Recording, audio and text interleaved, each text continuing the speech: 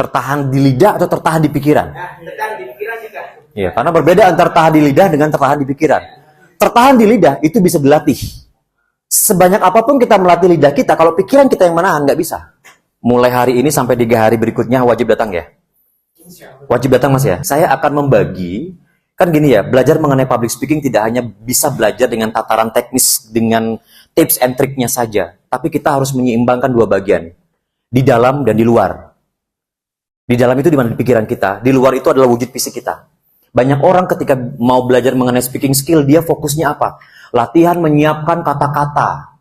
Latihan menyiapkan vokal yang bagus. Latihan visual. Tapi di dalamnya nggak dibaikin. Nggak siap. Kita perbaiki di dalam, baru di luar. Ya, benerin dulu mindsetnya, baru perbaiki di luarnya. Jangan sibuk memperbaiki di luar, tapi di dalamnya nggak diperbaiki.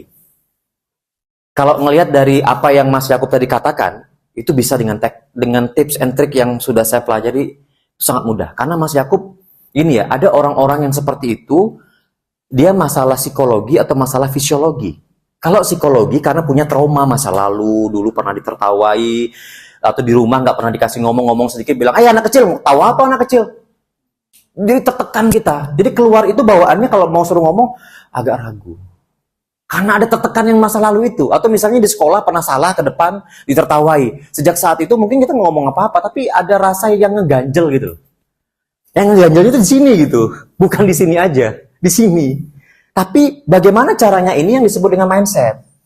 Perbaikan mindset ini kan bisa dilakukan dengan apa? Dengan cara pengetahuan tadi. Pengetahuan, kalau sampai sebatas pengetahuan nggak jadi apa-apa. Pengetahuan ini harus dilatih. Ketika pengetahuannya dilatih atau diterapkan, muncullah di dalam sini ada namanya kesadaran. Orang yang bisa berubah, itu adalah orang yang sadar. Kalau orangnya nggak sadar, nggak bisa berubah. Ya, saya nggak sadar saya bisa komunikasi bagus atau enggak, maka kita nggak bisa berubah. Yang bisa berubah adalah orang yang sadar. Yang kita bahas hari ini untuk menimbulkan kesadaran. Gitu.